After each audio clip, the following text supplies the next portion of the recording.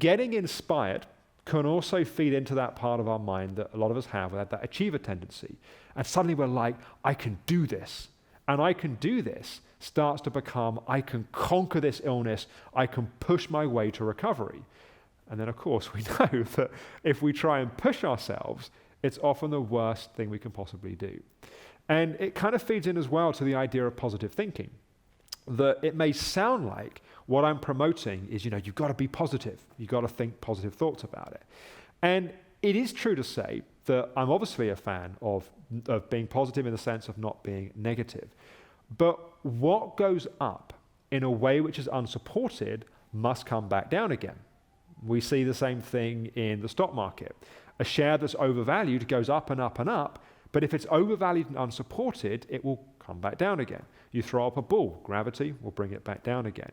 That's not to say that all positive thoughts come back down. If they've got substance and they've got ground, something can go up and up and up. Think about a share in the stock market where the company just keeps getting better and better and better, and so that it's worth more and more, which is different to something going up in a way which it's overinflated.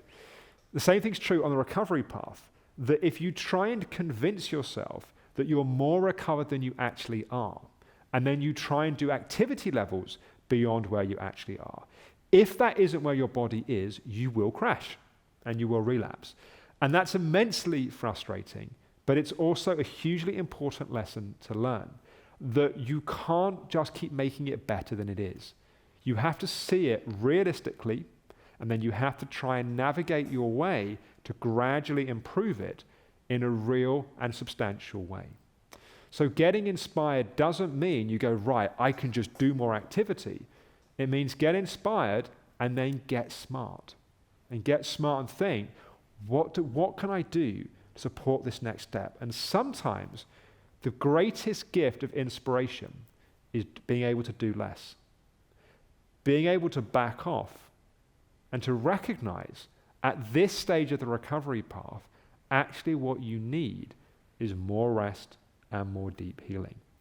And surrendering to that and allowing that is actually the way that's going to support you moving forwards the most quickly.